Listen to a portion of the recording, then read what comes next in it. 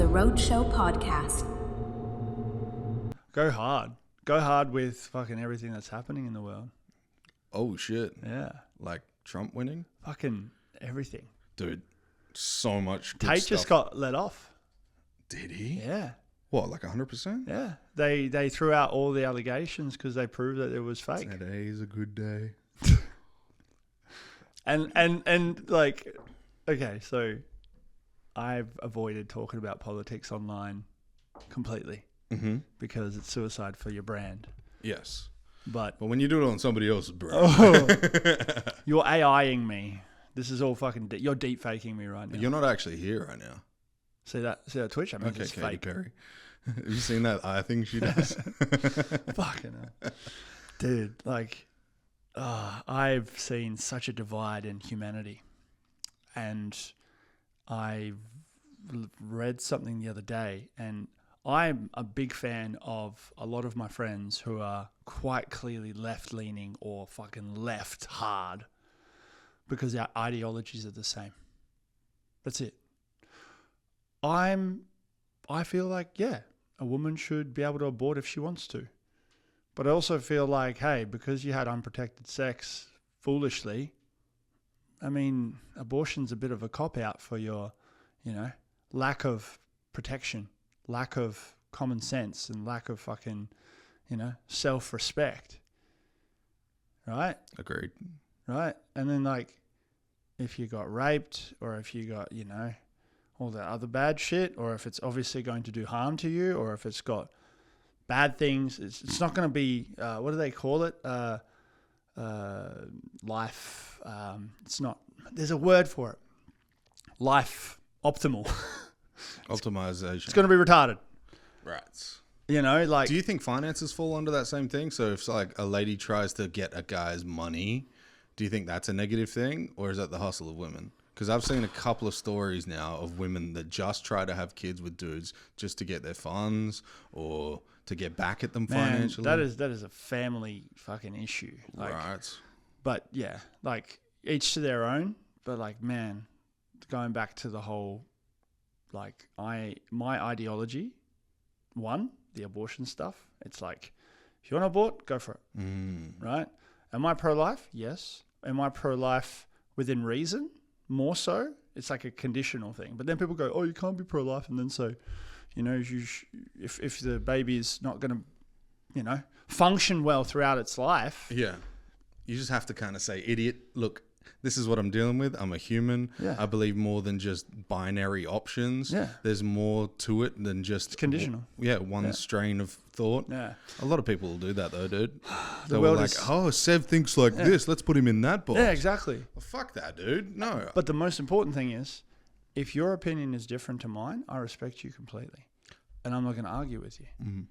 But you'll talk about it. But I'll talk about it. And like, that's the thing that I've been struggling to articulate for years, because social media is just going to deplatform, ban, cancel. But now X has come in clutch, and I feel like it's going to take over potentially, because all the other social media channels, they're going to go, well, fuck. Do we say, okay, let's just keep doing what we're doing, and everyone else will be like, well, fuck, there's no free speech on here, so what's the point?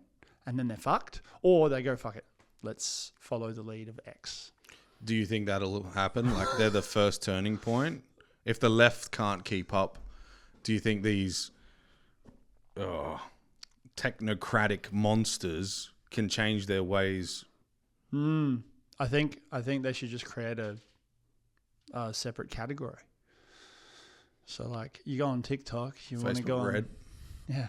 That'd be cool. Yeah. If you want to go on Instagram off fucking edgy shit, then you have that filter. Well, that's what Jack Dorsey was going to do with Twitter before they sold it to Elon Musk. It's we're going to have a Wild West Twitter. So he says. Yeah, but we're never going to do it. It was just a cool thing to say on Joe Rogan.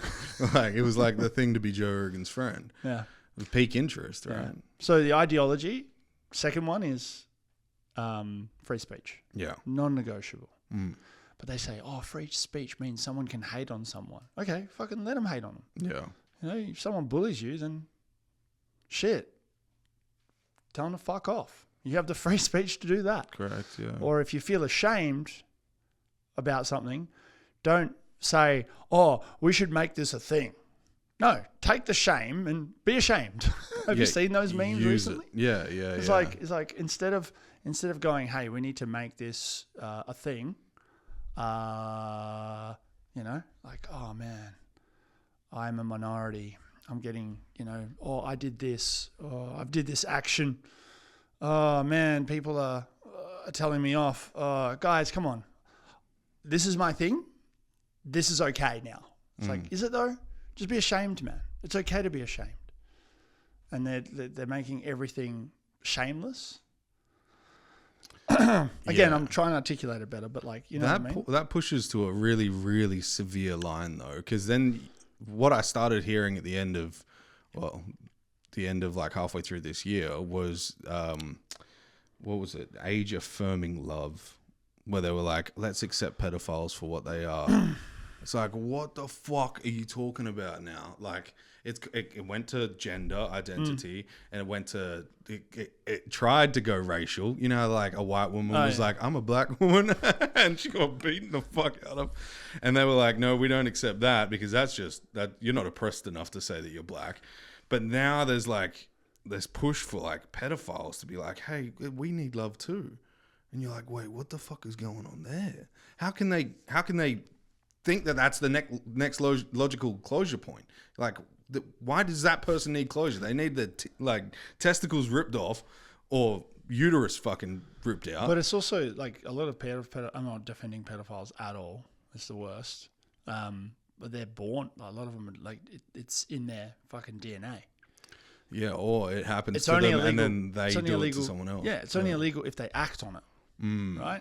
But they have their inner thoughts going, this is just my fetish. Yeah, but then like if that's their fetish and they don't do anything, but they're like more likely to download the pictures that other people do it, does that propagate up the circle? You know what I'm saying? Yeah. So is there like, and does that motivate them to want to fucking do it for real? Yeah. But then you got AI.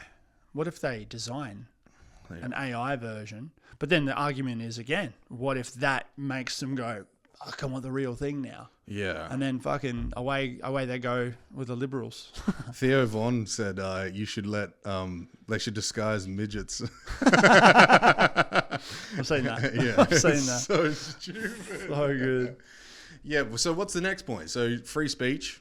Ideology. Ideology. Yeah, don't molest children. Mm-hmm. Obviously.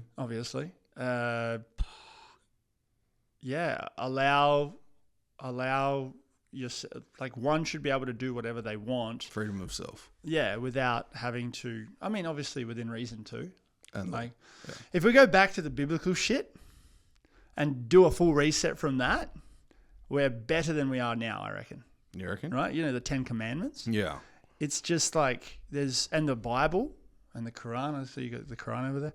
I studied it. Right? It's the Bible. But it's it's the stories in the books. Mm-hmm. You just had people take it so literally and go, it needs to be like the book always or you're fucked. Yeah. And then that's where it all started from. Like mum's always told me, like, we're Russian Orthodox. I've been baptized, but I'm not like going to church Catholic, or, I still eat whatever the fuck I want on that one Friday a year. I love the Christmas tradition. Wait, so you don't just eat fish, you piece of shit? Yeah, I go ham. I go ham. Yeah, just in. Which also takes out the fact that I'm not Muslim either. Yeah. Yeah. But like, they can do whatever the fuck they want. Mm. If you wanna pray 3 times a day, that's awesome. Yeah. I love the fact that they get a mat out and then they face the sun. Is it east? No, they face Meta. Is it? I thought it was east. No, they faced where the building is. Well, there is a certain direction. Mecca, Mecca. I said Meta. That's where you're facing.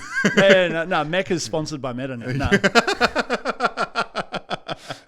No. Mecca. But I respect them. Because I grew up in a 90% Muslim country, which is Kyrgyzstan.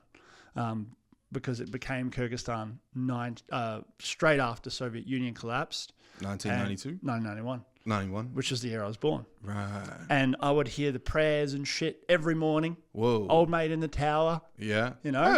Yeah. Yeah. And I'm like, I was conditioned to that. I respect that. And so when all the fucking September 11s happened, I was like, Jesus, that's fucked. You know? But also like, there's specific people that took things to a specific point, quite literally because of, I don't know, maybe the Quran, or maybe they had some other agenda or whatever. But then to label the whole fucking religion around terrorism is fucked.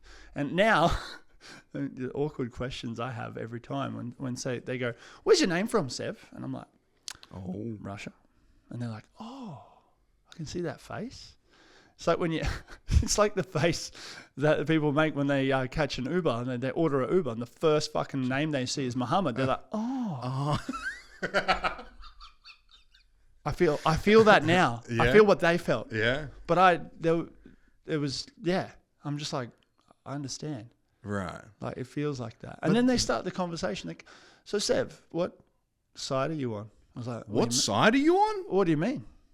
And they're like, "Oh, do you want Ukraine to win or Russia to win?" Oh. And then I'm like, "Oh, okay. Here's where we're at. All right. Well, before we get into that conversation, tell me what you know about Crimea." And they can't fucking tell me. And I'm just like, "So why are you asking me these questions? Yeah. Do you know the Nazi state that is inside of Ukraine? Do you know all of that shit? Do you know all of, have you seen all the 2015 videos of the trains that have been fucking riddled with tanks and missiles and shit going into Russia? You know?" And they're like, "How do you know that?" I was like, "I have family there. I have a video my mum sent me of our cousins in Ukraine. They've got a fucking AK-74U on their shoulder as they're taking their dog for a walk." Whoa. You know? And they're from both sides. And they're all telling me shit that the media is not saying. Right? And I'm just like, fuck. It's a whole land grab. It's old-fashioned land grab. Yeah, yeah. Well, before the Soviet Union collapsed, there was even Polish in the Ukraine. On the outskirts of Ukraine, there's still little towns that have like Polish writing in them. And you're like, what the fuck? Yeah. Like, when did that happen? 1942? Yeah. Like, it's crazy. The whole Crimea thing is weird, dude, how it all got overthrown. Like, that Stalin motherfucker, dude, he's a crazy man. He was a crazy man. But at the same time, the people loved him. Some of them. Some of them. Yeah. Yeah. Joseph Stalin. Because that's Stalinistic culture was like the strongest Russia ever had, right? Is that right? Am I right in saying that? it was like he sent so many people in the front lines to just become pawns to die. And it ultimately led them to victory. But now it's like the whole NATO thing with Ukraine saying we're never gonna join NATO. They agreed to it, but now that's what it all started with. Yeah. Right? Yeah, and then that would bring America to the front lines, and guess who's the fucking missiles that have been supplied from Ukraine? US. And old mate fucking the other day, Biden, has approved the missiles to be launched. Get fucked. Yeah. Really? Yeah. Just 2 days ago. That's fucking terrible. So that can't happen. That cannot happen. That cannot happen. Like, if that happens, we're fucked. Because, like, the domino effect of everything, you know? And this is me. I'm reading a lot about that Candace Owens chick. She's cool. She's cool. Very She got denied visa in this country. In Australia? Recently. Yeah, she was going to do a tour right now. She should be in the country. I remember that. Yeah. Yeah. And they said she's going to come around and she's going to create a divide. Yeah. I was like, mate, like, free speech. I don't think we have it here. No. I do not think, because after Tucker Carlson did his thing around Australia, the media hated him. Yeah. Like, and made my parents, which is really, I love my parents to death, but they are robots to the government system, because Channel 7, Channel 9, Channel 10, they're all funded by, big corporation. Yeah. And corporation runs our government, whether you like it or not. Like that's Santos and all those fuckers that aren't paying any taxes at all. We sell out fucking oil and gas to other countries to refine just to buy it back off of them. But we have the highest tax rates on gas in the world. Wait, hold on. What? You gave us $100 rebate. Oh, could I go spend that? No, you have to spend it with us. So you gave me $100 so I could give the company that's making the most money more money and it make it seem like you're giving us a bit of money off. You motherfuckers. Did you see what's it face? The misinformation bill? Yeah, I heard Branchy talking about this. Oh yeah. We talk about it every day. Yeah. So the misinformation bill. So it all started with a couple of weeks ago where they pushed forward the banning of the under 16s on social media. Why are they doing that? So the case from their side, the ones that pushed it out, is all right. It's brain rotting the kids. It's not helpful, and there's a lot of bad shit on the internet. I agree with They're not wrong. Yeah. But how do you prove that you're of 16 and you can go on the internet now on social media? Identification. Right, digital identification. Yes. Okay, so that means, is it just the kids or everyone now needs to prove it? Right, because how can you prove that you're 17, not 16? Yeah. Right. So the pro for that, the biggest one, is accountability, right? What you say on the internet is you own it, whether it's bad or whether it's good. But that's free speech. Mm-hmm. If it's bad, fucking, he said a bad thing. I disagree. But if the government starts to dictate what's good and what's bad, or what's true and what's false, the misinformation bill becomes a big fucking problem. Yes. So misinformation bill gets passed, and who gets to dictate what is misinformation? Oh, them. Yeah. They get to dictate it. Yeah. So they have control of information because of disinformation. Yeah. If they control the disinformation, they control what's real. Yeah. I didn't think of it like that. And then if you decide to debate like a civilized human being that should have ability to debate, yes, to go, hey, I don't agree with that, yes, or I don't think that's true.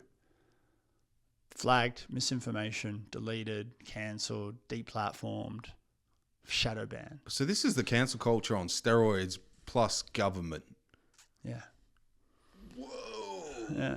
So this is a real thing that can actually happen. Yeah. Is there there's been like a petition or anything? Yeah, 30,000 signatures and have come through, and it's right now looking like it's going to be thrown out. Oh, thank fuck for that. So the voting starts, I think, on Monday. And if it doesn't, I'm getting locked the fuck up. Like they're just going to throw away the key at this point. So it's like, and I'm trying to see the optimism from what they're doing, because there are other factors that are like okay, that part of the misinformation bill would be good, but specifically the transparency bill. So you need to be transparent with what you're doing. So the part of the misinformation bill was to have the social media apps talk about like what the algorithm pushes out and why. Like why is this being shown more than this? Like so you can tell if there's any hidden agendas. Yeah, exactly. So that was a pro thing, but that could be its own separate bill. The transparency bill. Well, so they were bringing this alongside it. That was within the information. It's a clause. Yeah, but there's a lot of dodgy shit inside it. That's why it's being thrown out. Who was the person who created the bill? Oh, the Labor government. They're trying to get it thrown. They're trying to sneak it in as the fucking US election. Everyone's distracted about the Trump show, right? And then all of a sudden, in comes this. And it's weird. Like I've been watching some. Like this is the first time I've actually properly researched Australian politics. Yeah. Like a little bit more in depth, because long story short, I thought Australian politics have been a joke since Kevin Rudd got thrown out. The next person, Julia Gillard, they can't make a decision on keeping one person. Yeah. As the leader. Everyone just seemed like a puppet. Yeah. Yeah. Exactly. But now I'm like, all right, why am I paying so much attention to American politics? Because Australia follows 4 or 5 years after whatever they do. UK is fucked. Big time. Big time. Mm-hmm. And they're in the Commonwealth. Canada's fucked. big time. They're in the Commonwealth. Yeah. Who's next? Australia. So, like, again, I'm trying to see the positives and the ideology of the opposite. Some of the opposite ideologies that are aligned with mine, or with the right side or whatever, it's really more of a, are they both technically saying the same thing? They would argue yes. But then it's like, okay, we're really just voting or betting on who's most likely to fulfill it. And majority of people have voted in Trump because they're going, we believe this guy who's started a business, who's built an empire, who's real, who says he's fucking grabbed a woman's vagina, who's fucking... Doesn't take no shit. Take no shit. And he doesn't go the political route of answering people. Yeah. He's got his own thing. The weave. I bet on someone like that because he's more real. Because I'm more real. I don't have I'm not a sellout. I'm not going to go, hey, buy this because I'm getting paid $10,000. I'm saying, buy this because I fucking use it. And fuck, if they want to pay me money as well, that's a bonus. But because I already use it, a lot of these brands don't want to give me money. Yeah, you're already giving them the exposure. Yeah. But eventually it works out. But like going back to like Australian politics, it's like the last 3-4 weeks I've been trying not to go too deep in the rabbit hole because I've got my own shit to do. Of course. But now I'm starting to get to that new era of my life where I see how it will affect me, my kids, their kids, and it becomes something that you need to kind of keep an eye on. Especially when there's a direct law change as well. Yeah. And with something that everybody uses, rather. Like everybody is on social media. I saw a video this morning of a concert. No, it was Ibiza. It was Ibiza in like 1999, and everyone's fucking dancing and having a good time. And 2021, not one person was dancing, but the DJ was playing, and they all had their phones up. Oh my God. Like they were worshipping, but they were all recording. That just shows you what most time is spent on. If you took a calculator and figured out how much time spent there is from every single person in the world, I'd say a good third to half is probably spent on mobile phones these days, which means that they have an access to your brain through visual and audio. Yeah. I think we've talked about this before. Yeah. But if you're then processing people as almost like sheep, giving them a number with an ID, then they're manipulatable. Malleable. Manipulative. Maybe? Anemone. They're penetratable. Penetratable. Well, definitely. Compromisable. Getting fucked. If you look at, there's a guy that's running for the Liberal seat for Prime Minister, and he's doing a lot of the things that Trump's doing, but he's blue. What you were saying before about the 5-year gap is really real. Yeah. Because it's literally a flip. The guy that's liberal in Australia is saying all of these things that Trump's saying, and you're like, isn't that what the Liberal government, the Democrats, were doing 10 years ago? Yeah. They were trying to be the woke people that are like, woke isn't a bad thing. At the time, woke was really good and healthy, and like, we got to stand up and be awake to this shit. Now you have to be based. Now you have to be based. Yeah. What the fuck is that, dude? Until Based, that works. cooked. Like, yeah. Yeah. There's a whole lot of things to unpack in this now. Like me as an influencer, I hate the fucking word influencer, but You do influence. I do have influence, and affluence. me coming in with 100%, I feel 100% integrity intact.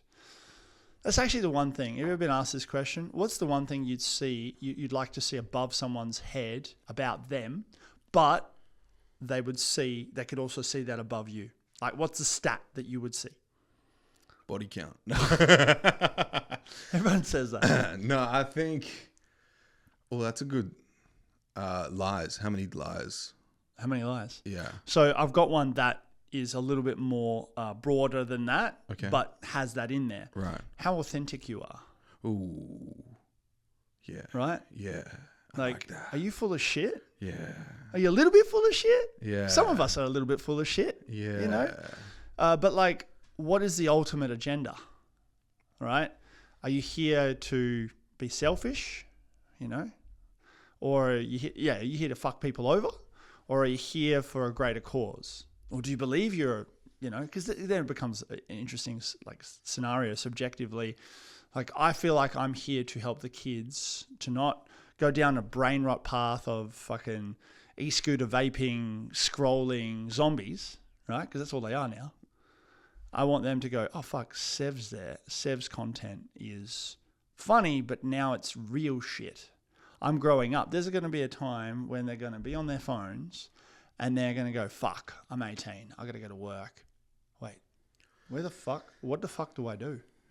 Who's been talking about this shit for ages? Sev. Or maybe I feel like I'm Thanos and I'm like collecting the stones of all the like legit people that I feel like are the most authentic in their special fields. And I'm not going to start a fucking Hustlers University for $50 a month to go, you know, you want to do crypto, fucking this and this and this. It's, okay, what is it that you're most curious about? And how can you make a career out of it? How can you start a business out of it? I ask kids this all the time. It's my favorite thing to do. And they go, I don't know. I'm like, mate, you're on your phone all the time. 8 to 10 hours a day. You can literally go to Google and go, how do I make money out of playing video games? And it will tell you one of those things will be teach little kids to play Minecraft. Right? Little kids are going on YouTube and shit, but what if someone came in as a 13-year-old who goes, hey, I've got an after school, you know, fucking $12 an hour, I'll teach your kid for 1 hour how to play Minecraft. And that hour will fly by. That 7-year-old shuts the fuck up and has an older kid guiding them. That older kid has a sense of responsibility and learns how to teach that other kid, and he gets paid for it. And I'd imagine it'd be hyper engaging. Super hyper engaging. But instead, they go on YouTube to watch other people play. Because they don't want to do it themselves. But sometimes they learn. Like one of my best mates, he told me the other day, his son, he's 8 years old, and he watches a YouTube video of Minecraft, turns it off, goes straight to his computer and builds the exact same thing. Oh, that's really cool. Yeah. Yeah. Right? Yeah. But then I'm like, okay, cool. What does that show you? What does that tell you? They're able to read instructions and apply it themselves. Very coachable. That's a skill. How do you translate that skill into their next part of their life journey, chapter, you know? And fucking schools don't do this shit. They say that like the next generation of kids are always a little bit smarter than the previous generation. Yeah, but they're not nurtured correctly. We've talked before, and I remember us having this conversation because it was like a no shit moment. We were talking about kids watching other kids play on YouTube. And then isn't that what adults do with sports? Yeah. And I was like, oh, fuck, that is what they do. But it's one different now because then they can go and do that themselves. Yeah. Where they watch something like you just said on Minecraft, go and build it on Minecraft. Kicking 6 goals like Chris Judd, you can't watch that and then go do that against that same team. But it'll inspire you to train for it. Yeah, at least get off the couch. Yeah, 100%. But you know what I'm saying? They can succeed straight away with that adaptability. So banning social media this is where parents really need to regulate the kids, really manage them. I've seen some parents on social media go, oh my God, Albanese banning this. Oh, it's so handy for me. I'm like, mate, you can't control your own kid and you're relying on the government to do it. What's next? Right? And, you know, I've got mums and shit that follow me. I know that they're not going to like that I said that because they're obviously on that side of, oh, thank God, social media is banned. I don't have to do work. I'm like, man, be there for your kid. You won't be on social media because, you know, you're teaching them how to do shit. You know, or if you monitor what they're watching, you can monitor them watching shit that they learn. One of my biggest flexes in COVID, I had 20,000 kids watch me teach them maths on TikTok. Whoa! In 1 week. Whoa. Meanwhile, other teachers were fucking learning how to unmute Zoom. But it's like the kids want to consume and learn shit online. Where do they go? Social media. What do they then get pushed into? Brain rot shit. Yes. You heard about the Chinese scrolling of the kids? No. Oh, with The kids that scroll? Yeah. Do you know what they scroll? Do you know the shit that they see on their social media feed? No. It's all fucking educational shit. Now, here's a theory. What if we're already in war with specific countries, but the specific countries have designed the technology to brain rot us? And that's where, the whole, banning social media is good then. Well, no, there's good shit on that social media, but we're just conditioned. The Western world is conditioned to watch shit because they're not motivated to pick up a tool or a pen, start writing something creative, because they're just like, it's easier, it's a quick win, it's dopamine hit after dopamine hit. And I'm just like, guys, set an agenda, 20 minutes, watch something, like search it up and just only watch that. Set a timer on your phone, and in 20 minutes when it goes off, if you're watching people throw ping pong balls into cups from 20 meters away, you fucking cooked it. Let's go back to where the goal is. Yeah. Consuming shit that matters. And then maybe the algorithm will Adjust. learn. Yeah. Adjust. Yeah. How do you stop? I know this is done through policing by the parents, but how do you stop cyberbullying? Like children that have, like, they're bullies online, they cop it at school, they go home, they want to relax, then they cop it at home. Well, TikTok's really good with it, actually. Yeah. Like, TikTok's really, like, I put a clown emoji in response to someone and I got a strike. Whoa. On my name. I was like, far out. It's really strict, But that's probably because they report you as well. And if you have a lot of followers, people will try and strike you down. Yeah, true. But, yeah, I mean, I built that ChatGPT bot, Killing with Kindness. And it's just like, you get hate, you don't know how to respond to it. You grab what they said, put it into the bot, and then the bot will ask you, okay, what's the context? Is it your video? What's the context of the video? Right? And then you write that in there, and it'll give you 3 witty replies. Grab one of those, bang. You made this? I made it, yeah. Oh, it's wow. great. That's pretty cool. That's great. But then also, like, the kid needs to still learn how to stand up for themselves, not just rely on a bot. But you can learn from it and go, I get the idea. Now I'm confident to reply myself. Yeah. Or not reply. Now that I'm a father of a son, I as a parent have the responsibility to teach my kid how to handle situations where it could get a little bit, heated. And I think that being kill it with kindness is probably one of the best things, propagated with the discipline of self-defense. But self-defense is not to empower him to want to attack, but to defend. Defend. Like, you got to defend yourself when the time comes and never instigate. And don't go up to the kid and go, I can fucking beat you up if I wanted to. Don't start shit. Yeah. Don't waste your energy on negative shit. Negative energy is energy wasted. Yeah. And like they say, you can't create or destroy energy. It's there. So if someone sends you energy, negative energy, you can't just you can deflect it, but you shouldn't deflect it back at them so they can just fucking fire it back at you. Yeah, that's right? ping pong. Yeah. So, like, online, it's even easier to do this because you can harvest that energy. My favorite response is, thank you so much for that comment. More people are going to see this video that are better than you. Sometimes I mix my words all the time. I'm just like that guy's crying in his pillow right now. Yeah. And like, I've gotten it down to an art where they stop replying like within a couple of messages because they realize, fuck, he's right. He's right. I am actually helping him because I've given him like a really logical fire back. Where do you think it comes from? Bullying. Bullying. Yeah. I think it's because they're in a negative space themselves, and they need to feel better about themselves. That's why people watch reality TV. Oh, yeah, that's an interesting thought. I watched Big Brother season 1. Yeah, I was like, fuck, this is cool. And then as I grew older, I was like, man, I'm a big brother, literally, and I need to go do my own shit. Yeah. and live my own life. Yeah. Like sometimes I get into this thought process. I'm like, man, I'm controlling my own player. I'm inside my head. I've got my screen open.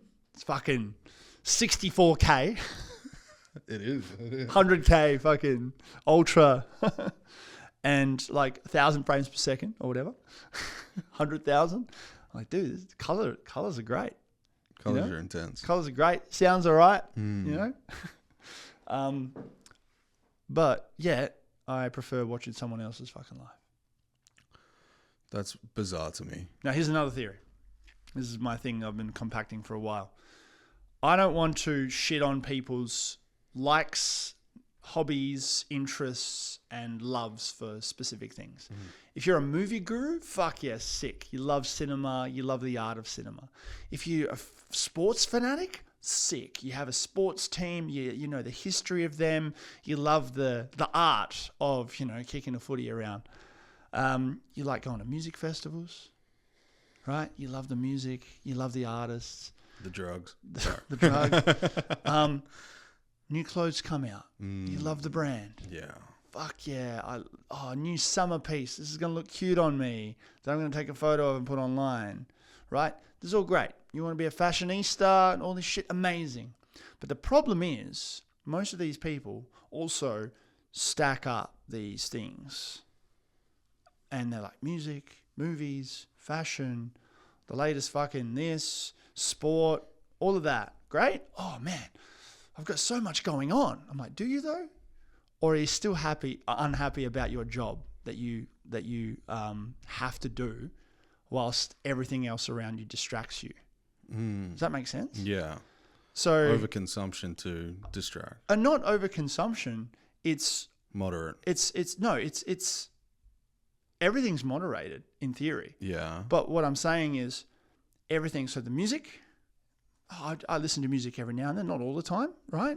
Cool. I'm not listening to music 24/7. Music is kind of an sort of a exception, but I'll get back to it. But let's say you got music festivals, you got a movie, and then you've got your fucking shopping sprees, you've got your Temu, and then you've got all this other shit. All of a sudden, you're doing all of these. Is that moderation? Or have you just like, here's your actual ultimate distraction, right? The finer things in life, like going out with friends and stuff. I may sound like the biggest cunt right now because I'm saying don't do anything. That's not what I'm saying. I'm saying if you hate your job, when you get home and you're distracted by thinking about that festival that's coming up, or you're distracted about the fact that your team is shit and you're sad about the fact that dudes that are completely out of your control suck right now and that's ruining your life. Yeah. But ultimately, you fucking hate your job. Yeah, that's retarded. Does that make sense? Yeah. And that is really fucking stupid. And also, you've got your fucking scrolling and you're worrying about bullying. It all stacks up. And I'm not saying don't do any of these things, right? I'm just saying all of them together collectively is the actual problem because you're vicariously living through all of these things all the time. Oh, festival's finished. Let's get on the phone and tell people about it. Oh, festival's finished. It's only 7:00. Let's go watch a movie. Or kick-ons or whatever. Fuck yeah. Yeah, or kick on. Yeah. Drinking and shit. Again, Yeah. that's also another thing. Then Sunday night, oh, fuck, I got work tomorrow. Let's watch Netflix. Yes. And then Monday morning, they wake up. If they don't go to the gym, let's fucking scroll for a bit until we have to go to work. Then they get to work. Fuck, I hate Mondays. Yeah, no shit, because you spend the entire fucking weekend not doing anything about it. Yeah. Because you're trying to just escape. Yeah. Right? You can escape a little bit. Go to that music festival. But then go home and go, fuck yeah, that was sick. Right, what am I doing to get out of this shit fucking job? Yeah. Yeah. I'm going to watch a movie. I think a lot of the resistance comes from identity. They identify with the things that they do. And so they'll never move away from it because they're worried that they'll be shunned by the tribe. Yeah. And that's not cool. Because But that's those also people, where the bullying comes from. Yeah. But that's not what you want to do in life. No. You don't want to have to cater your being, your finite life that you have, you want a big portion of your health, the time that you have, and your money and resources and all that stuff. You don't want to cater that just to make other people go, he's cool.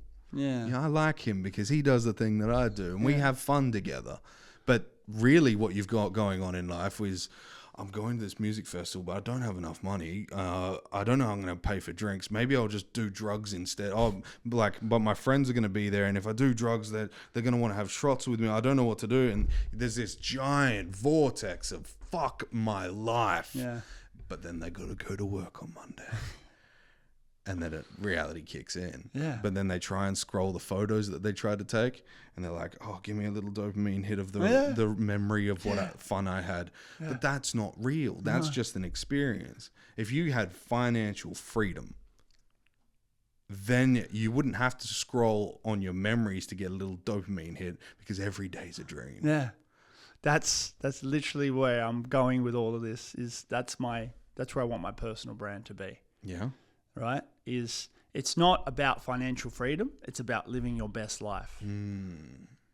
But I'm not going to shit on you if you're going to a festival, to the movies, to fucking drink, kick-ons, whatever, fucking go gambling or vaping, whatever. Don't vape.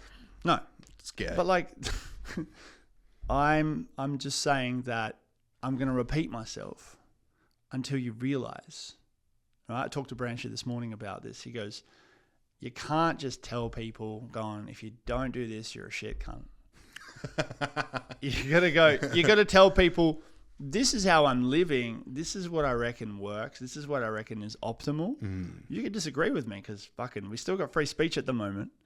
But eventually they get to a point where like, fuck, I hate this shit. That Sev guy who was saying all this shit for years. My window of learning is finally open. But can we do that early? Can we get that during the adolescent stage where it's the kids? Because they're open more often. Yeah. Right? They're really trying to go, what do I do?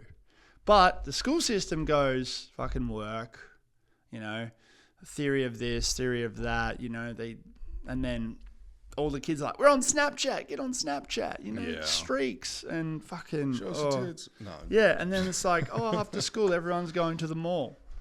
Yeah. Right? That's the tribalism, though, between kids. Tribalism. Because it's so fresh to them, too. Remember that. Yeah. Right? It's so fresh to have cool friends. When you were younger, you're like, I'll ride my bike with my friends. But then you get put into like a class. High school is very classist.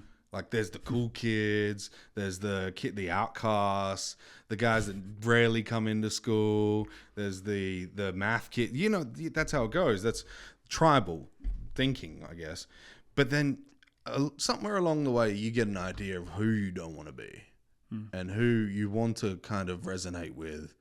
And then the prefrontal cortex kicks in and you go, it's all shit. Yeah. It's all bullshit. Yeah. It was all bullshit the whole time. But now I can make myself into something. And if you set, like what you're doing, setting kids up early to make the good decisions, so when they make their optimal decisions. That's where I'm going. Yeah. Once they make their own good decisions and optimal decisions for their life, once they have that growth in themselves and they have that awakening that we all get at 25, then they can be like, I'm so glad I did this instead of that. Yeah. Yeah. The temptation to drink at 18, to do drugs and all that shit. I was drinking at like 12. Yeah, I grew up in Kalgoorlie. Oh, yeah. So 8. But like, I look back in hindsight and I'm like, I had the entrepreneurial shit early. Like, shout outs to my mum. There's a picture of me somewhere holding a $50 note. I made my first pineapple. And it was from helping my mum. She was doing. Remember that brand Man to Man? It's like a clothing. Men's clothes. Yeah, men's clothes. Yeah. She was a tailor for them, and she would bring back pants to uncuff the pants at the bottom. It was a quick and easy tap with the little knife thing, and she taught me how to do it. And she goes, right, for every pair of pants you get $2. I was like, sick. Clap, clap, clap, clap. 2 legs done. I was like, fuck, that took 10 seconds. How many more you got? you know? And then I made my first 50. And I don't know how much money she made. And I was like, fuck yeah, $50 for like a 10-year-old was sick. That's wild. And my mum introduced me to making money very early. And I think that was the huge difference. Like she showed me that how easy it is to make money. And I was unfiltered. I was innocent as fuck. I went out there. I got my little piggy bank, which was a footy, like a little red footy. Yeah. And I was like, fundraising. Right. I'm going to pretend we're going on a footy trip. It's end of year wind up thing. Because that's what they did. They would, but Sell we've already chocolates. done that, but I want more money. So I went around the street, going to people's houses, because everyone had cash back then. I was like, hey guys, doing a thing for my footy team. Can you help? I made $40 in like an hour. And then I got home, my mum fucking belted me. Well, they were willing. It's not like you were stealing. No. But like she taught me how to make money, but she taught me how to make it honestly. Yeah. Right? Yeah. And so I was like, okay. Right? And like I didn't learn my lesson the first time. I had probably a couple more lessons of that time where I wasn't really honest. But those were the adolescent years, right? Ever since I turned 18, fucking straight as an arrow. Yeah. Right? So I got a chance to fuck around and find out, but not be reprimanded permanently. Right? And mum clutched it. But because of that, I owe it to her forever. Because I can't be dishonest to someone, and I can't push someone down to get ahead. Yeah. I can never do that. Yeah. But then I see all these narcissistic CEOs. You know that like most narcissists are successful people? Yeah. 100%. That's frustrating because it's like a lot of them like I have dealt with potentially clients as well. And I'm just like, God damn it. Learning how to deal with narcissistic clients is fucked. Someone called me a narcissist the other day, and I was just like, Jesus Christ, that's interesting. That's new. They probably don't know what it means. No. Yeah. Yeah. It just sounds cool. Too. Yeah, it just sounds cool. It makes you feel smart. Yeah. Like, hey, you're a fucking narcissist. I learned to sell. My main direct sales face to face was through real estate, but before that was steroids. Nice. Yeah. And here's a wild story. I was selling and this was a long time ago. Don't backdate this at all, Jacob. So this is a long time ago, and I was a bodybuilder at the time, and I was like, I feel bad for this because I know it's not like people are getting high on steroids, but it's kind of like that because they're going to the gym and they're fucking themselves up. And my mom was like, how are you paying for your life? And I was like, come over. And I was like, Mum, this is what I do. And I opened the cupboard and it was just like full. She's like, broke down in tears. And I was like, my heart broke. And I was like, oh no, what have I done? I didn't know that it was wrong to do this because it's not drugs, right? And immediately I took all that stuff, gave it to somebody else, and I was like, I'm done. And I never did it again. Never sold, never touched the shit. And my mum was the thing. It was like my, what do you call those fucking things? The direction that was off. Your GPS? My GPS. Compass? My compass was off. Yeah. My moral compass was completely off because I thought I was doing the right thing. But then when she figured what I was doing, it was against the law, or one thing, but it just didn't feel right while I was doing it. And then when I was like open and honest, I've always been open and honest with my mother. I'm sure you have as well. Yeah, absolutely. All the best people are, by the way. A lot of people that lie to their mums, they're like, who the fuck are you, dude? Like, That's ultimate disrespect. She gave you life, bro. yeah. Yeah? But I know some people that have fucked up mums. There's that too. Anyway. I mean, you know, people have different spawn points, and they just got to play. Spawn points. You only get one though. That's the point. Yeah. Fuck. You got to see how you go. Like you play Fortnite and PUBG, you get a shit fucking landing. There's no weapons around, and you go to the next town. That's a good point. Life's like that, right? Life's like games, man. Like I love games because it teaches you shit. But if the kids don't understand that, like, fuck. I think people probably should look at themselves more like characters in a game. Like FPS, right? Call of Duty, pattern recognition. Right? That's what Call of Duty is, pattern recognition. Yeah, you can get real fucking good. Yeah. And obviously practice and prediction and, chance of going here and getting fucking nuked, But my favorite style of game was always RPGs because of all the little kind of things. Like, all right, you've got your main quest, and to achieve the main quest, you have to collect a few things. If you upgrade the wrong thing because it's shiny, that's the delayed gratification, you're not going to be able to get to the next level. So what do you have to do? You have to kind of pause the main quest and do a couple of side quests to realize, fuck, I shouldn't have upgraded that because that's not helpful. Yeah. Having a bigger dick on my character is not going to slay the dragon. The dragon doesn't give a fuck about your dick. But now I have to do all these little side quests, which is a bit of an ego thing for some people in real life. So if I want to build a career in a specific thing, but I haven't gotten the right skills, I have to go on a side quest to learn it, right? Go to fucking TAFE, uni, YouTube videos, and then I'm like, cool, right. But then it's like, okay, I only know theory. I need to practice it because who the fuck's going to hire me without 5 years experience, right? So you get that experience up slowly. You volunteer. You do shit for free. This is why I teach kids all the time.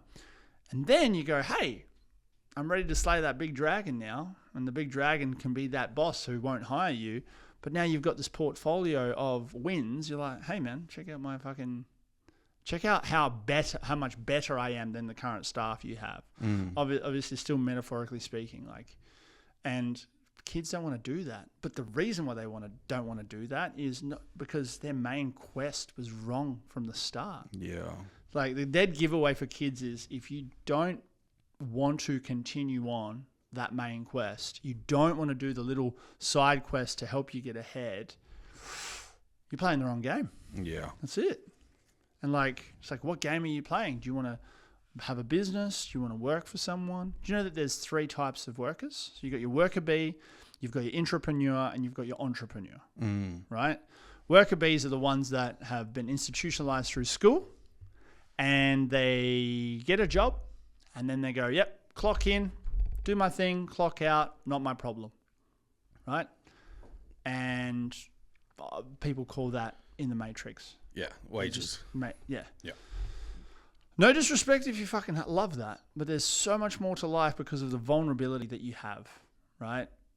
That job can fire you any moment. That job can go under any moment.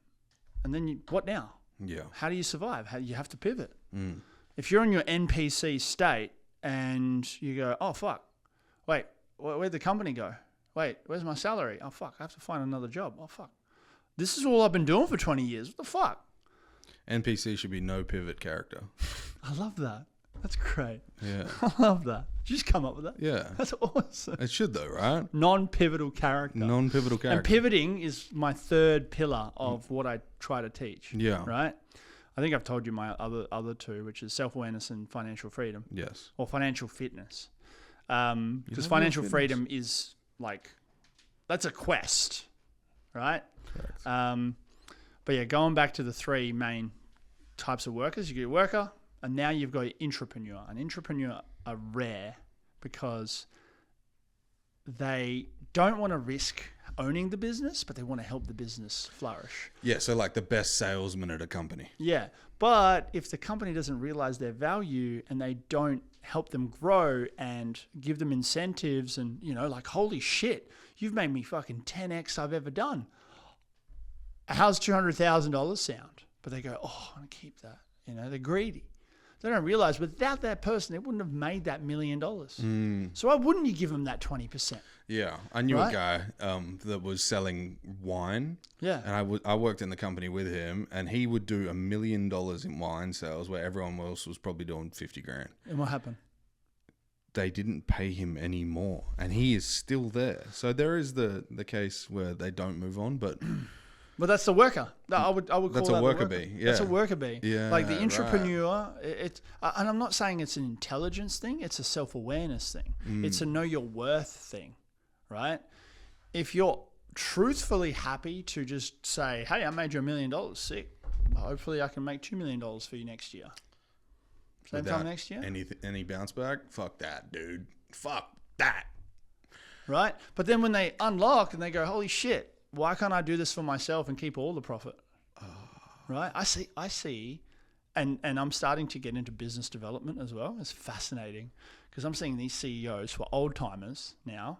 I feel like I'm the wingman of these up and comers, the ones that have talent, but they're too scared to go, boss, can I have some more money? Or boss, mate, come on. Like before I came in, you were making 5 times less. Surely you see the value in me to give that. And I become the kind of mediator to go, hey, look at the maths in this. Logically, you should be compensating this person because without them, you wouldn't be here. Yeah. You wouldn't be where you're at. But there's greed, there's ego, there's control and all this shit, profit margins. And I'm just like, no, that's not right. Social media agencies do this shit. And then that entrepreneur is not nurtured well enough. They leave. They become an entrepreneur, right? They go, fuck it. I can build a better business now because I've learnt the ropes. And that is worst case scenario for the CEO because that entrepreneur knows all the ins and outs of that company. They may wait 12 months for a non-compete clause or whatever the fuck they've got them trapped in there. And then they go, bang. They just go, fuck this. I'm going to do it better. And we're about to see a whole surge of that shit. And then you've obviously got the entrepreneur who's just born and bred like, I've got an idea and I want to fucking see if it works. And if it does, great. Let's make money. And then, yeah. But the hard part is because I'm in the entrepreneur side. The staff and this whole year has been just a learning curve of how to have staff. I've never ever wanted to be I didn't want to have staff underneath. It's mouths to feed. They don't work for me. I work for them. Yeah. I have to go out and get the next sale. Mm-hmm. So then their job can continue. Yeah. So they can get more work, right? If they're twiddling their thumbs all day, it's because I haven't gotten them enough sales for them to actually do their job. Mm-hmm. Then we're all fucked. Yeah. Right? It's not a matter of, what are you doing today? Do some work. I'm like, well, we don't have work to get me. Yes. Fuck, I need to do that shit. Yeah, sales is the driving force of any company. Yeah. Literally any. Even the water company. Yeah. But what happens before the sales? Marketing. Yes. For some reason, people are neglecting that. Yeah. Still to this day. So I've had a couple of clients that I used to work with a couple of years ago hit me up again. Yeah. Big clients. And I'm just like, it is time. You're just at the point of pulling the sword out the stone. Yeah. Like, the Lion King meme. Yeah. Yeah. So Armadale. Yes. Yeah. But like Perth, they say Perth is sleepy. WA means wait a while. It's true. Yeah. But Perth's a great testing ground, but also Perth is like up and coming. It's just going to take a little bit. It is. It's almost like the dichotomy between retirees and this is going to happen and blow up soon. Do you think that entrepreneurs get to the point of, a worker bee becomes an entrepreneur from pressure, from like wanting more funds, from just economical pressure? Or is that more predicated to entrepreneur to entrepreneur? I mean, it's possible, but entrepreneurship, like I hate the word because people they think it's a cool thing. Like it's rough as guts. Gary Vee talks about it. Like I've had the fucking worst 3-4 months of my professional life. Of my personal life, it's not bad. Yeah. But my professional life, fuck. Right? I've been lucky enough to have a business partner who has gone around the sun once, which means in the entrepreneurship world, it's startup to exit. Selling rather than close down? Yeah, selling. Yeah, okay, yeah, cool. That's cool. And I've also been fortunate enough to have a mentor who's asked me 2 questions. One is, what are you doing to buy your time back? And 2 is, how do you make $36 million in 24 months? The first one I was able to figure out. The second one, I was like, what the fuck? You tell me, you've got the 9-figure portfolio. And I figured it out. And I haven't achieved it yet, so therefore I can't give advice on it. But I figured out the play. It's just all maths. It's build something that's hot fast enough to sell it before the market changes. Ah, yes. That's it. Yeah. So it's speed still is in so need. important. Yeah. And the reason why the last 4 months have been so fucked is because I've never had to work so fast and so like just speed in my life. And it's the accountability that I've always wanted. I got a need. Accountability. Need for Well, speed. we started this production studio build in Myrie, Bright Star. Bright Star Studios, and Matt, my business partner, he co-founded Varsity Bar, and he sold it recently. You went to New York with him, right? Yeah. Yeah. Okay. Yeah. So him and two other business partners sold it to some big fucking group over east. They own Sporting Glow and TGI Fridays.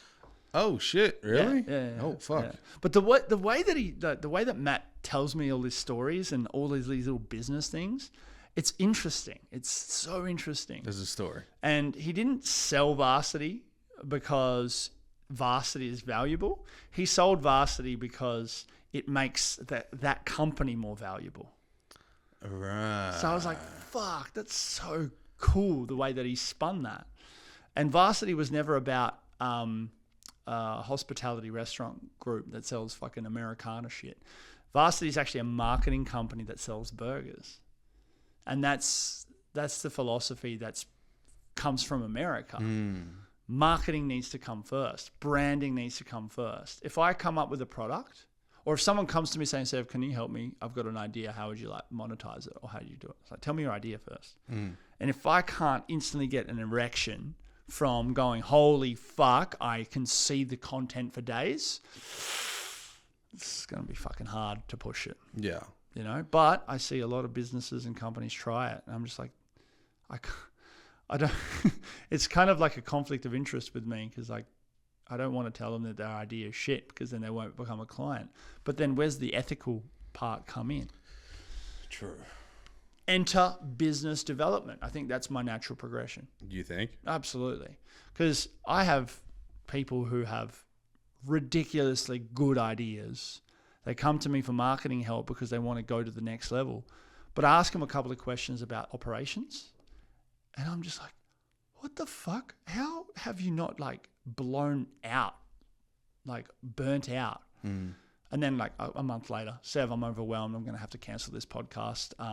Like the client wanted to start a podcast and they said, yeah, I need to cancel, man. I've had an overwhelming day. And I'm just like, what's going on? Let's talk about it. Yeah. I want to know why it was so overwhelming for you. Let's break it down, compartmentalize it all, and just make a fucking standard operating procedures. It's all about SOPs. Yeah. Your systems are the most important thing, dude. But like Matt has built a system at Netherlands Varsity and grew the one restaurant and then made another one. That's called scale. There's a difference between growth and scale. Yeah. You grow your business to the point where the systems are so polished, they're not going to be perfect. But then the next progression is scale, the next fucking thing. I see a lot of businesses grow to a little bit of a point and then they go, we've got a fucking thing here. We've got another restaurant opportunity. Let's scale now. But their systems are still shit. Yeah. And most of the time in Perth, like you see how many all these new restaurants are opening up. Fucking Perth is okay is all over it. And like, oh my God, come to this new place. And everyone's hyped about it for like 3 weeks. And then fucking bang, out of business 10 months later. That's the same. You know that Ribs Lane? Yep. It went absolutely bonkers on TikTok. Yep. I went there and I was like, this isn't good. Like, Well- I didn't enjoy it at all. And I think it's because they probably gave up on their systems too early because their food didn't look like how it was coming out on TikTok. Yeah, well, that's the other thing with being an influencer. Like I've been through each of the 3 pillars. The pillars are good service, good product. Always start with good product, right? Good service and good marketing, Yeah. right? Keith Lee, you ever heard of Keith Lee? I've heard that name. He's Who's that? the food reviewer from Vegas, the black guy. Oh, yeah. He's so Yeah. fucking good. Like he's funny as fuck. Like if I was to add the food influencer to my repertoire, he'd be on the fucking Thanos stone. He'd be like, this guy gets it. Yeah. Because he pays for his meals. He wants to come in anonymously. He doesn't want special treatment because he can give a genuine review. Meanwhile, and I have a friend who is in PR. I have multiple friends in PR. But they come in and they have a list of 400 influencers to go, hey guys, who wants to come to this restaurant? Right? And they come in and they go, wow, look at this. They dress up and like selfie, fucking story for 24 hours and then nothing. Crickets. 6 months later, the business is doing shit. Whoa. Because they didn't continue that on. And then one restaurant's like, oh, can we get all the footage that you took from the visit? I was like, no, because your food sucks. Yeah. There's a reason why I didn't make a video about this. But Keith Lee, he's very honest. I don't feel like in another life I'm a food reviewer, right? Just that's my thing. Yeah. But in this life, I'm only going to give 5 stars or feedback. The feedback is going to be off the... It was shit. No. The feedback is going to be off the record. Yeah, of course. Because I'm like, hey guys... You don't want to decimate the company just because of... Because of my personal opinion, my one night experience. Maybe they're having a bad day. But then all these influencers come in. You remember that South Park episode where they're all fucking jizzing into the burgers? Because another Yelp reviewer. Oh, snobby and shit. No wild. fucking way would I ever do that. Like, it's someone's livelihood. Literally. But like, they also may not know something. Your service, your product. Like, if you're in the hospitality business and your product's bad, what the fuck are you doing? Yeah. Don't buy Sara Lee fucking cakes and say that this is your sticky date pudding signature dish. I can fucking see it, Sara Lee. I can see the box in the fucking dumpster behind the store. Yeah. Don't bullshit that shit. Don't cut corners. Because if you're cutting corners, you have to ask yourself, why are you in this business? Don't cut corners. I think Jordan Peterson's book, 12 Rules, he talks about this. Such a good chapter. Like, don't lie to yourself. Don't bullshit yourself first. Yeah. Because if you bullshit yourself, you're bullshitting everyone else instantly. And like, going back to the food reviewing shit and, you know, going to experiences. Like, I got invited to do to go to the lighting thing. Like Perth, City of Perth has a lighting thing. Okay. So 21st, I think, tomorrow they have like a preview. So exclusive invite. And I'm like, yeah, cool. When I have kids, that sounds like a good time. When I was doing photography with portraits and shit, that sounded like a good time. But now I'm like building my own thing. If you want me there to promote your shit, you're going to pay me money. Yeah. Because I've got other shit to do. But then all these other influencers come in and they're up and coming and then they're, you know, promoting this and this and this. And not thinking about this. They're not thinking about that. No. So that's another problem. Yeah. Okay. So we're going from an experience / product, technically hospitality service based. Yeah. You go to someone who's actually service based, which is a creator / influencer. And they go, oh my God, I'm getting all these deals. Yay, cool. I'm good at marketing. I provide a good service. But their operations are fucked because their actual product, which is going to be sounding confusing because it's, what is it? Is it a product or a service? Well, they have a product and they offer a service, right? Their product is them. I'm the product. And I deliver a service by coming in, bringing a vibe, making sure I'm not a dick, and the video does a good job, right? But a lot of these influencers, they don't know how to monetize long term. What would you say for a company that doesn't technically have it is a service, but they're selling a product through the service, like a real estate agent? Yeah. What would you tell them? Okay. Because they can't technically sell online, can they? They can market, but they can't market through advertising. Yeah, they can. Can they? Yeah. Of course they can. Have you seen that one guy that goes, speed tour, and he runs through? That is the fucking best thing I've ever seen. Yeah. He's like, look at this beautiful yellow door, slaps the door, it's black. Yeah. But like that also comes into play. Like, do you have a personality? Like, are you a character? Are you able to be extroverted enough to do that sort of shit on camera? Right? Or are you going to complain the fact that you've been forced to make videos because that's where the attention is? Man, if you want to get into the business in this world, in this day and age, you either have to be the mascot or you have to find someone to be the mascot. And if you don't have much money, fucking tough shit. You have to be the mascot yourself. Yeah. There are ways to do it in a faceless way, but you have to be really creative. I've seen it done. I've seen a chick go to 500,000 followers on Instagram doing faceless shit. Really? It's just like her fucking foot or something, or like the curtains. OnlyFans. Like no OnlyFans. No OnlyFans. Her foot. Only feet. Only feet. Yeah.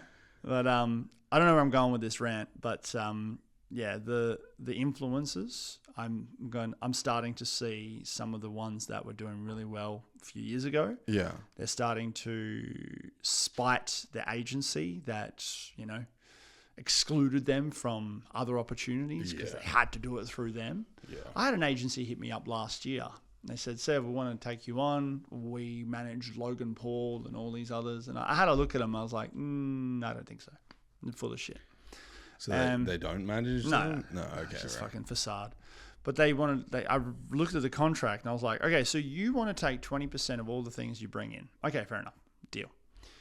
But you also want to take 20% of the stuff I already have. So if I have a 12-month contract, the next pay that comes in, you automatically get 20%. Get fucked. Oh, so they own you. Yeah. They don't just own that side of the publicity that they've put in contractually. Yeah. And then the contract was like 12 months. The influencer cannot back out of it. Didn't you do a video about Australian Idol? Oh yeah. About the contracts in Australia? I'll tell you that in a second. Okay. But for this fucking contract, I went back to the guy. I was like, hey, dude, it says here that you guys can back out of the contract with a 30-day notice. I can't find the section where I can do that too. They're like, oh, my bad. That's an old contract. I was like, you guys are out. Fuck this. What the fuck? You're full of fucking shit. What the fuck? And it's the same thing with most of these fucking... That's an old contract, Sev. Sorry, we nearly butchered you with you signing anything that we didn't know about. Yeah. Oh my God. That could have been like, we kill your cat clause. Yeah. You know? Yeah. Or sent to iPad. Yeah.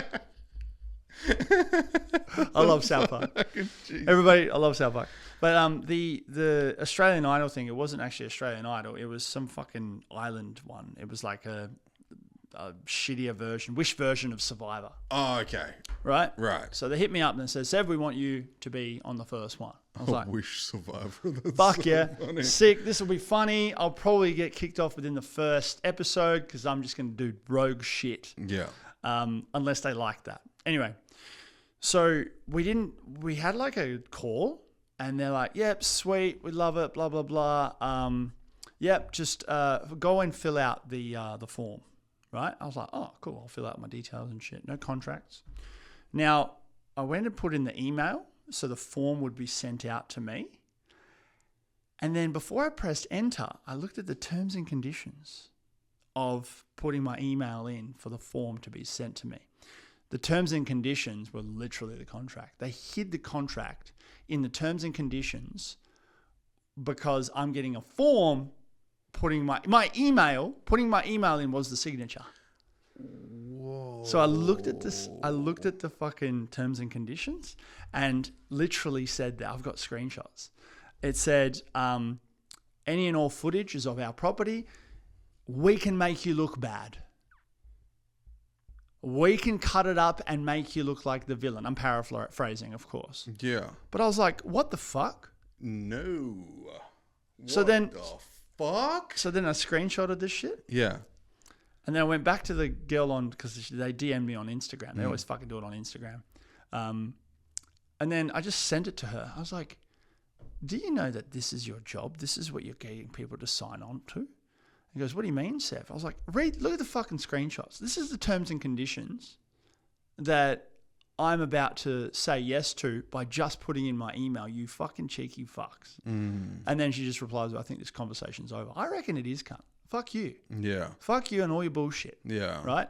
I've had one of the chicks from Maths, Vanessa from ages ago, redhead chick from Maths, come onto the show. This is before I had the studio. I did my first couple of podcasts in my house. Yeah.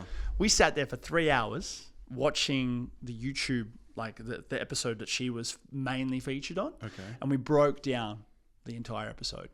Like, would start, like, I'd pause it, like, oh, this bit. She's like, yeah, that's bullshit. This happened, this happened, this happened. I was like, what the fuck? The whole thing was Like, fabricated. The whole thing. And they fucking span it to make her look like the fucking the bitch or whatever, and yeah, it was terrible. And I never got to like share that episode. It was gonna be it was gonna absolutely fucking demolish maths.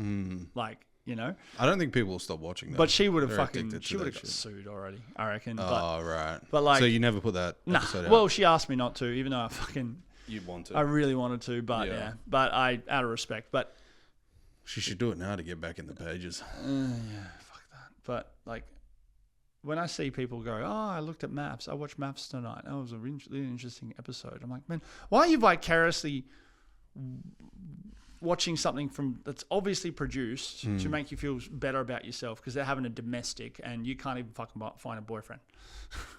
Yeah. It's like, fuck, man. And it's fueling it. And the kids are watching it. And I'm just like, man, if what you should do is not ban social media, you should ban reality TV because it's not reality. You should change it. It shouldn't be called reality TV. It should be called bullshit TV. Yeah. It should be called fucking, what do you call it? Aesthetic. Synthesized TV. Yeah. It's not reality. Yes. There's nothing reality about it. Yeah, Big Brother season 1, maybe. Maybe if you've got like severe schizophrenia, that's kind of reality. Because you can't remember things and you jump between mindset and all that kind of stuff. Because that's what it is. Like, it's literally, TV has now become, and even with like Home and Away, my grandmother watches Home and Away. She's like, I can't watch it anymore. And I was like, why? She's like, every episode, someone's either dying or killing someone. I was like, whoa, that used to be about like, oh my God, like Cameron cheated on whoever. Alf Stewart. Alf Stewart's got a rape dungeon. That's how. Go. But yeah, and now it's all death and it's all become very Bold and the Beautiful, like, right? But that's the origin of soap opera. That's the origin of TV. And then when you spin it to like, we're using their real names. Oh, Jennifer, she's 23, but she's a little bit of a cheeky whore. You know, and then like, Jennifer, did you just kiss that woman, that woman's husband? You know, and then it's like, fucking stop with the wanking. Yeah. You're wanking these people off so hard. Just stop it. And then that, I guess, social media is one step divided from that, because then you're dealing with actual real people. And if you ever see like a negative post on Facebook, it goes bonkers. Why? Yeah. Because that's real, like, drama, and people thrive on negativity. I've got some thoughts on this. So, Mr. Beast, Andrew Tate, fucking Logan Paul, Jake Paul, all those guys, they built their empire on that shit, right? Yeah, they built their following off of shock value, which has got no value to humanity, right? Oh, it's entertainment. It helps me escape. I'm like, yeah, exactly. It helps you escape. Escape from something that you shouldn't be running away from. You should be tackling head on and having a better life. It's like, oh, Jake Paul just fought Mike Tyson. Fuck yeah, sick. His missus, Dutch fucking. I'm just in. Oh my days. I was following her way before he started dating. When she did that one video and she's just gliding on the ice. Oh, man. After, I was like, oh my days. I was OG. Yuta fucking Liam fucking, oh man, I was following her. You don't drink, do you? Nah. I was following her well before that. And when she started dating him, I was like, oh, that's a shame. It's a shame. That's a big shame. It's a shame. But like, also, you know, she says that there's like a true side in him. And there's like a soft side in him and all this shit. Probably real. But that's what I mean. We don't see that. I believe that. But my problem is, why don't we get that? We should get that. Because that doesn't sell. Exactly. And then all these kids are all fucking like, yeah, you know, like mimicking this shit. And then that whole fucking Tate masculinity. Manosphere shit. Fuck. It's like, dude, Andrew Tate's not a bad dude. He's just putting on a show to get the views, to get the sales, to get the fucking millions of dollars. And then he goes, join my fucking university. I saw a video clip today, and it was a guy talking about validation in children. And the guy says, you have succeeded as a parent if your kid doesn't want to be a celebrity. Yeah. pretty much. Because you've built that self-validation where you don't need to seek it from others. So here's my attempt at all of this. My attempt is to not get to the top like that, like they all did. Yeah. I haven't really seen anyone that's gone to amass a huge following through all this shock value bullshit or just blatant fucking just crap, right? Will Smith? I mean... Up until the slap? I mean, yeah. I mean, like... But people say that he's a bad motherfucker behind the scenes. Yeah. You know? But then that's people saying that, you know? And him hating Jada because of her affiliation with Tupac and then potentially Diddy, or him potentially fucking with Diddy or whatever. And Hollywoods are all fucking... You know, they're all fucking child molesters or whatever, right? Meanwhile, there's a channel called Good News Week or whatever. No one watches it, but it's all just like wholesome shit. The kid saves a dog from drowning. You know, that's fucking cool. Yeah. Right? Yeah, a little bit of shock value there. The dog could have died and the kid fucking saved it. Yeah. Need more of that in the world. Positive outcome news. Yeah. Positive outcome news. You go on news.com.au right now and you'll see It's just all the articles cesspool, bro. have got a shock value word. Yeah. You know? Yeah. Do you know what news is? Well, no, like it's Reality north, TV. east, west, south. That's Yeah. what it was. It's to give you the actual, like the broadcast of what was happening in your area, north, east, west, and south of where you are. Yeah. That's what that was. That's where they got the word news. Now it's nothing ever Wins, sluts. except if you're Jake Paul. Yeah. Swedish sluts. She's Dutch. She's Dutch. Okay, that's Dutch. right. Close enough. Aryan race. Yeah. So, Do you know that's a real thing, by the way? You know how you see like Aryan race? Yeah, like nowadays, Oh, yeah. how you see like really hot, beautiful, like tall, blonde-haired girls, and they're mostly all from like Germany and all that kind of stuff. That is the symptom of what happened over there. That just got like magnified during that time, which is wild. One point that I wanted to make before, and you'd hit on it already, which was kind of interesting, was the marketing side and embodiment of who you are as a person will make the pathway a lot more enlightened. That's what Trump did. Yeah. He's a marketing genius, and whether he knows that or that just happens because of who he is, Yeah. that's how that works. Yeah. And I'm not shitting on like Jake Paul or Logan Paul, Mr. Beast. I don't think anybody thinks you are. But like, I'm just saying, if that's who they are, that's great. But I also feel like they're not the optimal people to, you know, mimic. Right? I agree. And the kids are like, I want to be like Mr. Beast. I want to start YouTube. I'm like, okay, well, what does Mr. Beast do? He fucking puts a Ferrari through a car shredder. Fuck yeah, sick. I mean, yeah, that's entertaining. I've never seen that before, and that would have cost a bit of money. But it's just like... Did he do that? Yeah. Fucking arsehole.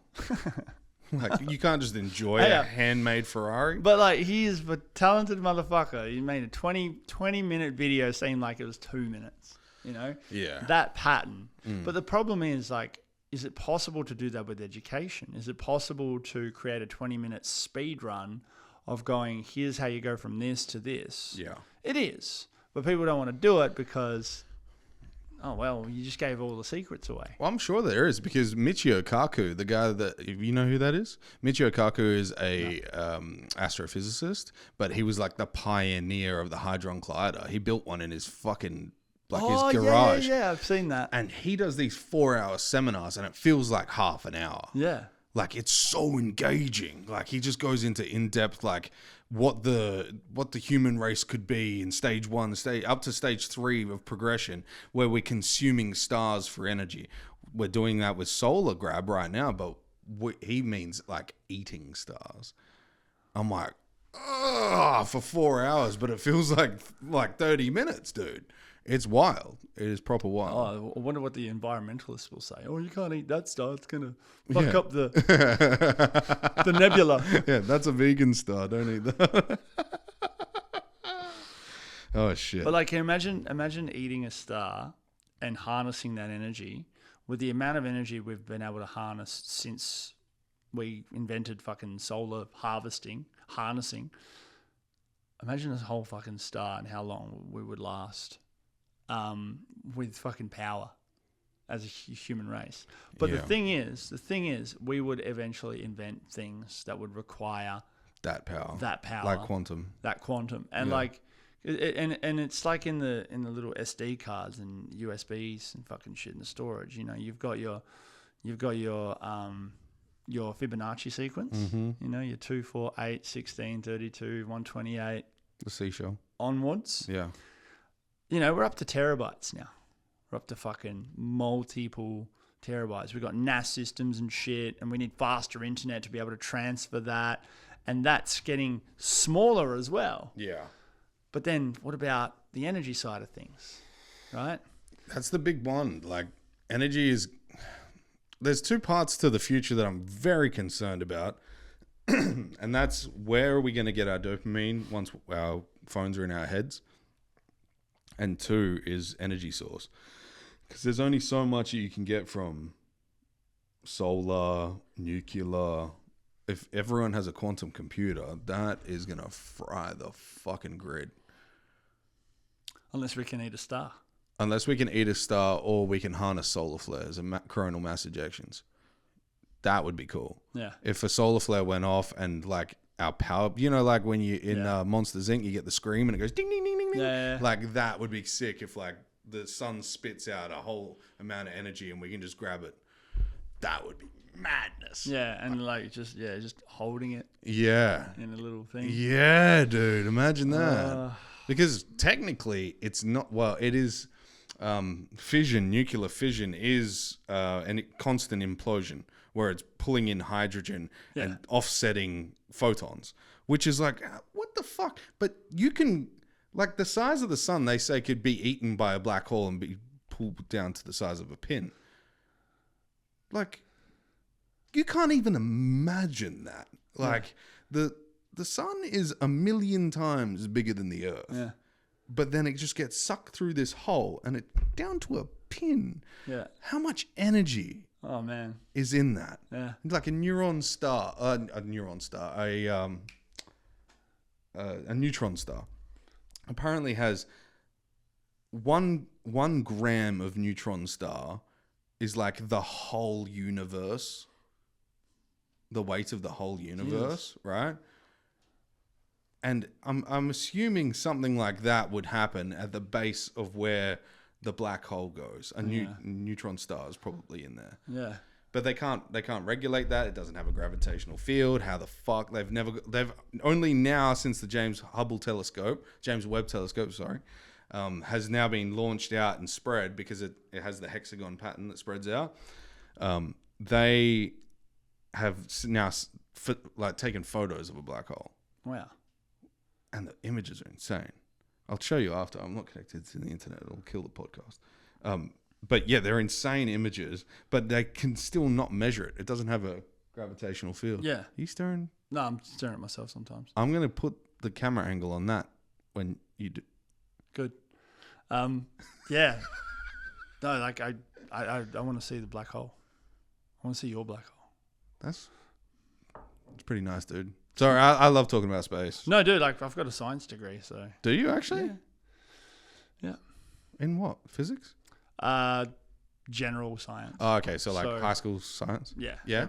Like the. Do you have your Bunsen burner certificate? Yeah, fucking hell. Fuck yeah, dude. Fucking hell. Stole it. My mum was like, "Oh, you've got your Bunsen burner certificate." She pulled it out the other day. I was like, "Oh, mum, what the fuck?" That's pretty cool though. Yeah. I always like science. Yeah, physics and chemistry. I remember one of my last exams in chemistry in university. It was a titration test, and I fucking crushed it.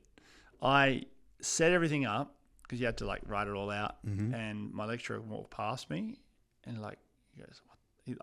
I remember the look in his eyes. He's just like, his eyes just looked like, "This cunt's done already. What the fuck?" And then I just looked at him, and he just goes, I just like. Gave him a nod, and he just goes. I don't know if he was allowed to do that. Yeah. But he just gave me all this confidence, and then Yeah, I did the titration test, smashed it, finished it, because you have to get the same concentration 4 times in a row to make it like, yep, Titrate, you got it right. And yeah, I finished it. I looked around. I was like, why the fuck is everyone still writing? Did I do this right? What molecular compound were you doing? Oh, fuck. I think it was like lemon juice or some shit. Oh, okay. It was like basic shit. Yeah, basic. It's university, man. They don't fucking, they charge you a lot, but they don't give you a lot. Really? Yeah. It's every university is like that. Are any getting better? No, I reckon they'll be redundant within 5 years. 5? Yeah. I left that lecture. I left that exam, like literally as they were just starting to do the test themselves. But that was like one of my favorite subjects.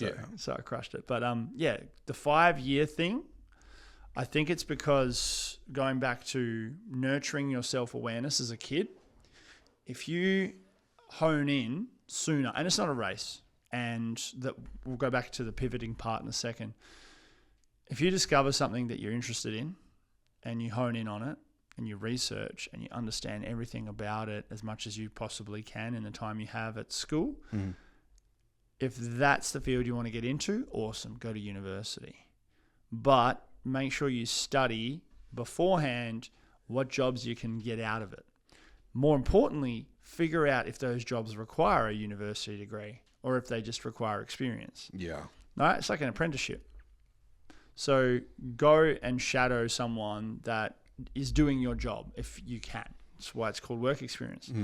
But if you're happy seeing their day-to-day over that week that you're with them and everything that they're doing, and you go, fuck yeah, I wish I could stay here for another week, then that's your sign to go study it at uni.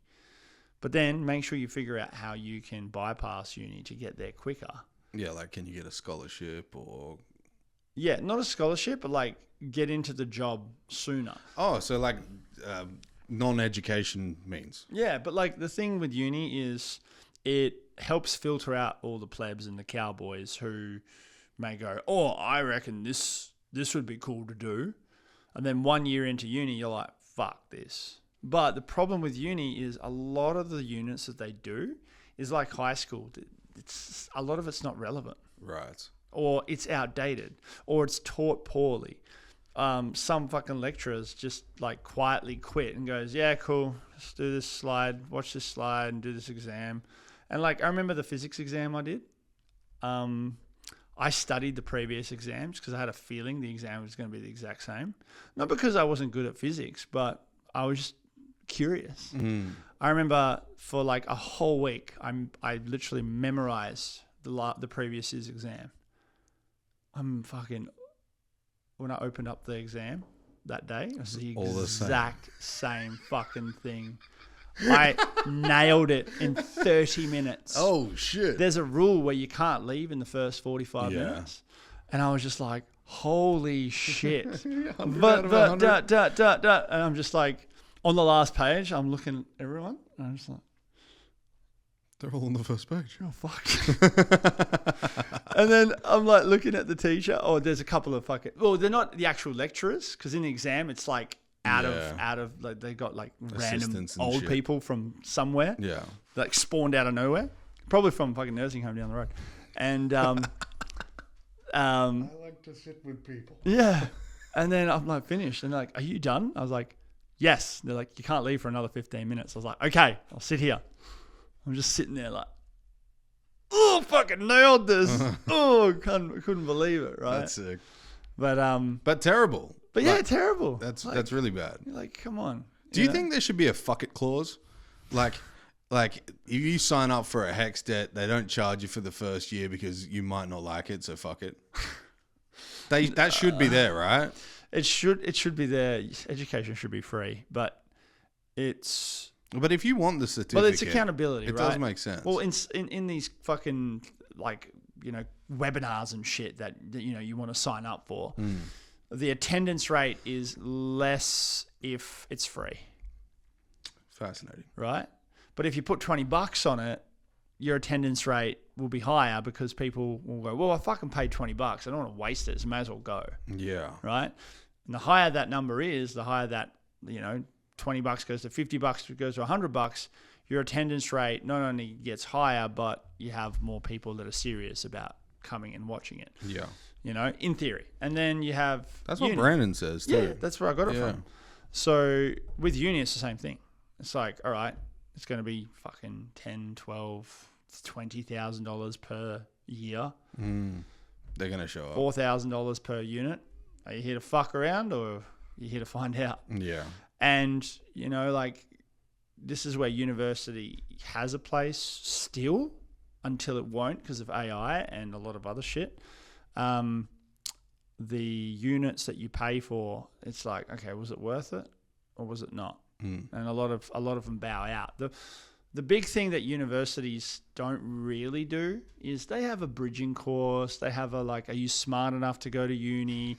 They have kind of tests and shit through high school to get you there. Yeah. But they don't actually test you on whether or not you're going to fucking enjoy it or what you're studying or ultimately what your end goal is. They don't reverse engineer it. Yeah. And that's bullshit. Yeah. So they say, oh, we got work experience, blah, blah, blah, blah, blah. But it's like, it's you have to kind of, I asked kids in year 12 when I was teaching them, why do you want to do engineering? And they say, it's a good job. I was like, okay, fair enough. I've met a lot of people. I've got friends who are engineers and they would agree with you. Mm-hmm. But why do you think it's a good job? They're like, good money. So, okay, let's unpack that further. Who says it's good money? Just looking at the market. Mm-hmm. Okay, interesting. You did a bit of research there. What about job fulfillment? What if that $120,000 wasn't really worth working for? They're like, my mum says it's a good job. I'm like, is she an engineer? They're like, no. I'm like, okay, so where the fuck are you getting this information from? Is anybody around you an engineer? You want to be a mechanical engineer, right? Which specific job in specific industry would you go, if you had the degree tomorrow, what would you apply for? They're like, I don't know. I'm like, over the next 4+ years, they'll get to be introduced to people in the industry, which is probably some value. I know what I'd pick. Yeah? Gender science. Yeah. Why are you gay? Why are you gay? Yeah. Who's gay? Yeah. So, the fucking... I think it's more the people that are around you. They're pretty much if you trust the people around you, it's a good indication of where you should go. But also be wary. Yeah. But if you don't trust the people around you, but they're doing better than you should probably listen to them. Yeah. And it's the same thing with online influencers. Yeah. Don't you fucking go and become a crypto person because this guy's saying he's making $100,000 a month. Yeah. Right? Kids ask me all the time, Sev, I want to be TikTok famous. I was like, do you? Or do you want to have the numbers and the endpoint and have people want to take photos of you 5 years from now? Do you want to do that 5 years from now or do you want to do it sooner? They're like, I want to do it as soon as possible. I'm like, great. If it doesn't happen as soon as possible, do you still want to do it? And they're like, I don't know. I'm like, has to be like long term until you realize, it's not for you. You either go long enough to find out, fuck yeah, I can make it, or figure it out and really make it, or go, nah, it's not for me. Yeah. But people can't accept it's not for me. Yeah. So they keep pushing. It's called delusion. It's called delusion. Delusions of grandeur, right? I think a lot of people do that, and I've done it. To be honest, I did it with. We've all done it. Yeah, well, I've done it with cock size mainly. I've got to wrap this shit up, by the way. Oh, do you? Yeah. Oh, baby time. No, I've got to fucking sort out this truck. Oh, I just bought a truck. So, yeah, it's going away tomorrow morning. Oh, yeah. So I got to go do some shit. You named it? The truck? No, I'm thinking Bessie. Bessie? Yeah. What sort of truck is it? It's got 4 wheels. Nice. Essential. Nice. It's a good truck. It's actually got 6 wheels. Wow. Yeah. Fuck. I know. How heavy is it? Heavier than a paperclip. That's what you want. What colour is it? White. White. Yeah. It's going to be cool in the summer. White. I've got to get the window tinting done, actually. And it's like fucking 40 degrees up north at the moment. Yeah. Fun fact. Fucking terrible. Fun fact. I've never owned a car with Bluetooth. What about your one right now? That's my wife's car. Oh, okay. I was going to say, you were pulling up with Bluetooth. But you don't really need Bluetooth when you got those headphones. Exactly. Shout out Sony. Fucking give me more free shit, please. They were free? No, Yeah, these were free. Yeah, more free shit, please. More free shit. Good shit for everyone that has Sony. What are they? Stuff. Don't just say headphones. No. They've got fucking dumb names. The WH-1000 XM4. Sounds like a Terminator name. Yeah. And then the next model up is the WH-1000 XM5. So they didn't change the name. No. Just the number. And then people are like, oh, AirPods are better because the name's better. And everyone's going to buy AirPods. I'm like, yeah, but these AirPods are actually trash. better. Yeah. AirPods are shit. You can't wear AirPods in a sauna. You can only wear the number 3s. 4s, and I'm pretty sure they're up to 6 now. I don't know. I've given up on them. But the batteries pop. Yeah. They fucking overheat. sound right. Yeah. Yeah, and the whole Wi-Fi fucking EMF radiation crossing. thing. Yeah, I'm just like, nah, these are all right. I think they still have it, but Less. less. Just a little bit of cancer. Yeah, just, hey, Yeah. I'm fucking Chernobyl, baby. I'm immune to that shit. you probably are. Probably. That's why I'm so tall. No, that's not it. Nah. No. Was your dad tall? Yeah, 6'5". Oh, okay. Yeah. How do you get 6'10" out of 6'5" though? That's like 5 inches. I think my grandpa my great grandpa was like 7 foot. So Okay. got something there. And my mum was 6'1". Was your grandfather Rasputin? No, it was Rasmussen's dad. Yeah, Bonnie M fucking sung about him. Sung about the wrong person. That's funny as fuck. All right, dude. Thank you very much for coming in. Fuck yeah. Take me home.